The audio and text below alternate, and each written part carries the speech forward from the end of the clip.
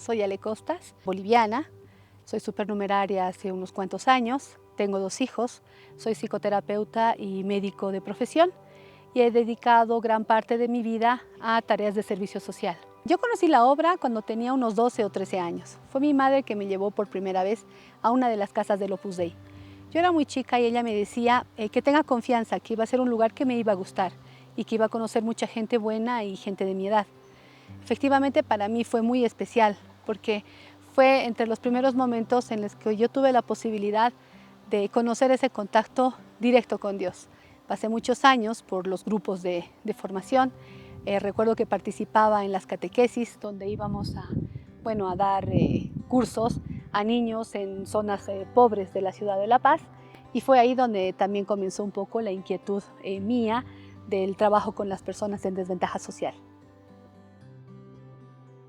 Pasé muy lindos años durante todo el tiempo que estuve frecuentando en la obra desde que la conocí, pero a los 16 años tenía una inquietud profunda, era como que algo me faltaba. Yo decía, aquí falta algo y falta algo, ¿no?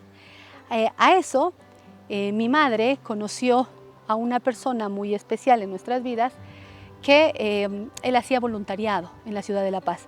Había llegado hace poco tiempo desde Italia, era un joven italiano que, al terminar sus estudios decidió hacer voluntariado y llegó a Bolivia.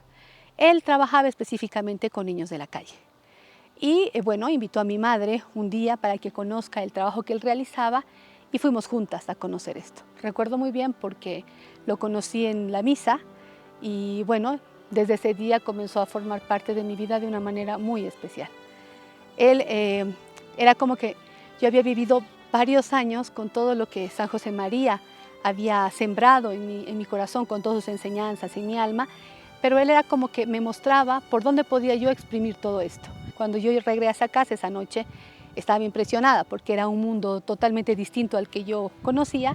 Me di cuenta de que el Señor me estaba dando la posibilidad de exprimir todo lo vivido y todo lo formado en esos primeros años de mi adolescencia en algo más concreto, ¿no? En el servicio a los demás.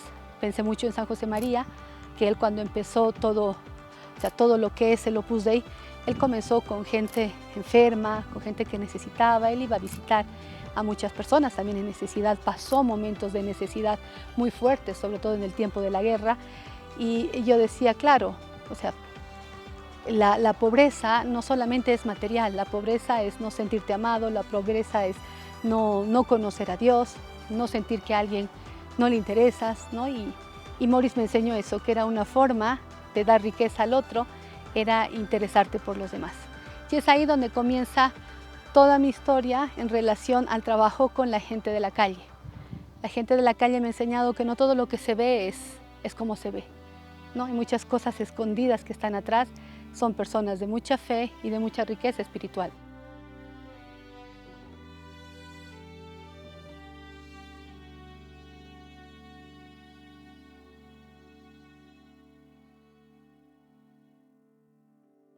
Después de que comencé a hacer ese tipo de voluntariado, también comencé a salir con Morris, ¿no? Él me invitó a salir y en los momentos de presentación teníamos que saber quién éramos, qué hacíamos y qué es lo que buscábamos cada uno como interés personal.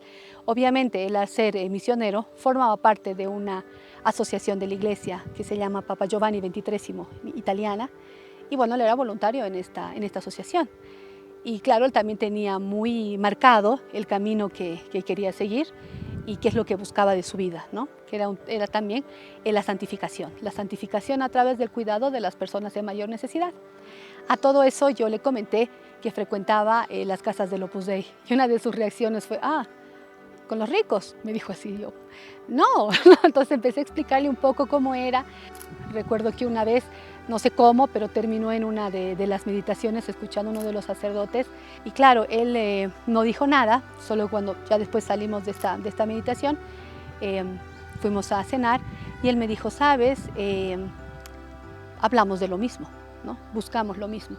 Y es ahí donde yo le dije, pero claro que sí, somos como una riel del tren, ¿no? Vamos por ambos espacios, pero tenemos muchos puntos de unificación y nuestro camino es el mismo.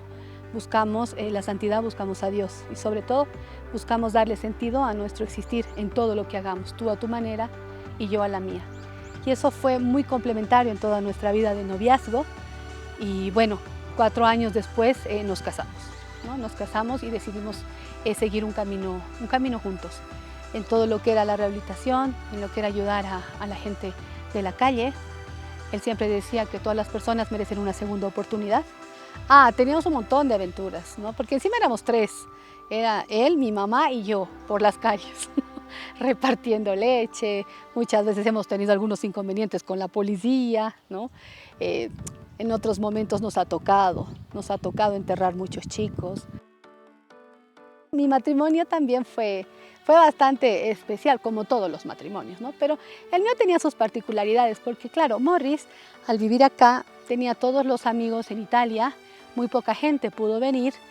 Nosotros teníamos todo este trabajo con la gente de la calle ya bastantes años, nos quieren, a él lo querían mucho y lo respetaban, a mi mamá la adoran, a mí también me quieren. Y bueno, estaban invitados pues al matrimonio, ¿no? Por lo menos a la iglesia. Y yo me acuerdo que mis amigas me preguntaban, sí, ¿dónde te vas a casar? Y yo decía, me voy a casar en la catedral. Me contestaba, qué sobradora, ¿no?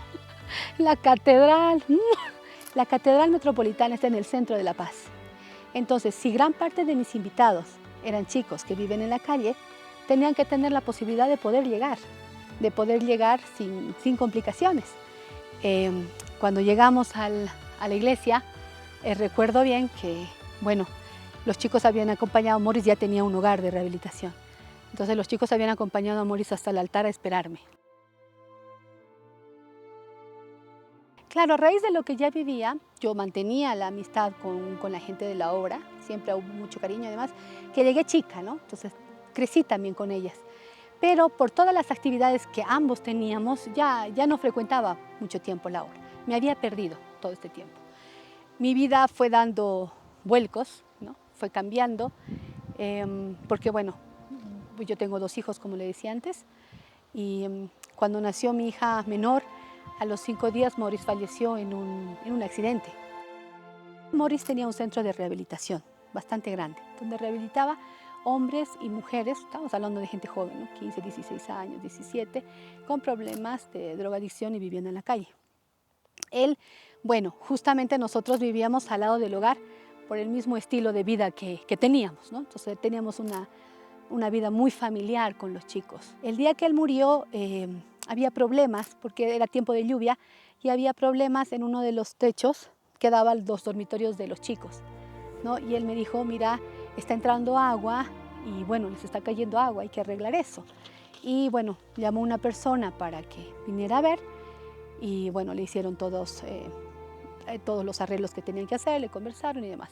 Él salió a acompañar a esta persona para que se vaya y había una mujer que quería cruzar el río, ¿no? Pero era de noche, entonces en este sector no hay mucha luz porque estamos en el campo, estamos afuera. Y bueno, él la acompañó para ayudarla a cruzar. Entonces empezó a alumbrarle para que ella pase y bueno, en porción de un factor de segundos, el río se desbordó y bueno, ocasionó el accidente que él tuvo, ¿no? Cuando murió en una de esas que pensaba mucho en él, hasta ahora lo pienso, dije, bueno, ¿cómo eres? Hasta el final, ayudando a la gente, ¿no? Porque, bueno, se ve que era su momento. Para mí, como para tantos, la vida es como un libro con capítulos. El capítulo de Morris seguramente en ese momento ya había terminado, pero el mío continuaba, ¿no? Y el de esa mujer también, porque en todo el accidente el que murió fue él. Ella estaba en medio río y no le pasó nada, ¿no? Ella siguió, entonces se ve que su capítulo tenía que conseguir, tenía que continuar, ¿no? Como el mío. Y el de él había llegado a su momento. No sé, yo creo que la Virgen es la mejor consoladora para cualquiera, ¿no? Porque ella entiende de dolores. Después de que él murió, Morris era muy devoto de la Virgen de Copacabana, la quería mucho, iba cada tanto. Efectivamente, su última romería la hizo un mes antes a Copacabana, ¿no? Y bueno, cuando él murió, pensamos con mi familia de poner la imagen de la Virgen de Copacabana justamente donde él murió. Y no sé si son casualidades de la vida o qué será, pero desde ese entonces ese río nunca más se desbordó, ¿no? Y los vecinos la quieren mucho, le han hecho ropitas, ¿no? Porque aquí esa costumbre de vestir a las vírgenes, le hicieron la ropa, le ponen flores, ¿no? Siempre aparece algo ahí donde la Virgencita. Entonces creo que también ha sido como una señal de fe, aunque no todos conocen la historia, pero desde que la Virgen está ahí, puesta, aunque está en la calle, pero está ahí, genera mucha devoción a las personas que viven por acá. Entonces fue en ese momento que pasó un cambio turbulento en mi vida, porque no todo iba a ser igual, ¿no? O sea, todo lo que habíamos vivido, trabajado juntos, era difícil que continúe siendo igual. Entonces, en todo ese tiempo en el que yo tenía que rehacerme, ¿no? Porque es como cuando pasa un terremoto y todo un edificio cae y tienes que empezar por los escombros a armarlo de nuevo. Yo tenía muchas cosas, obviamente, ¿no? Estaba con una niña pequeña, con dos niños pequeños, porque uno tenía 4 años, la otra tenía 5 días. Había perdido al amor de mi vida terrenalmente, ya no estaba, ¿no? Por ejemplo, el velorio de Morris duró 3 días, porque no terminaba de llegar la gente, mucha gente que llegaba.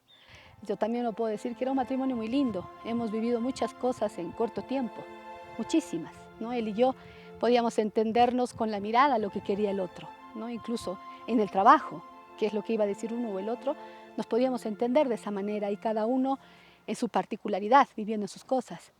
Entonces fue un momento muy difícil, muy difícil. Pero ahí volví a ver la mano de Dios en 2 espacios distintos. El primero fue que un día que estaba en la casa, yo estaba pensando y dije, a ver, fuera del tiempo que estuve con Morris, de todo lo que habíamos vivido, ¿no? De cuánto nos habíamos querido,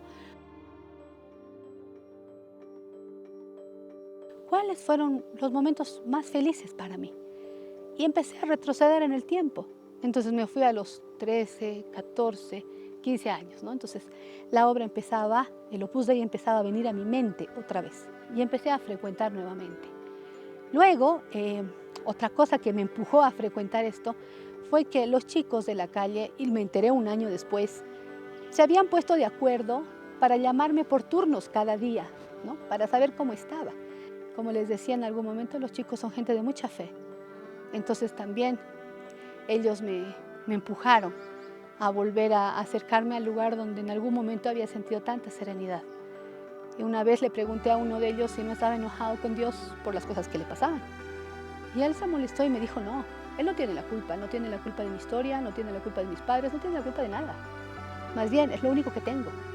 Entonces ahí cuando pasaba este tiempo así tan turbulento, recordé eso, ¿no? Es lo único que tengo. Entonces, ¿dónde lo había encontrado? Mi historia me llevó años atrás. Y es así donde comencé otra vez a frecuentar la obra, ¿no? A frecuentar el Opus Dei. Para mí el Opus Dei es el motor de mi alma. Es lo que me ayuda a que yo pueda seguir hacia adelante en mi camino, a buscar santificarme en medio del mundo, en las cosas cotidianas, en lo diario, en lo común, en lo corriente, silenciosamente, haciendo lo mejor que pueda, con las capacidades que Dios me ha dado. A veces me equivocaré, a veces acertaré, pero es una lucha continua. Es una lucha y un crecimiento continuo. Y el Opus Dei es ese motor que me empuja siempre a recomenzar y a recomenzar, porque nada está perdido, nada.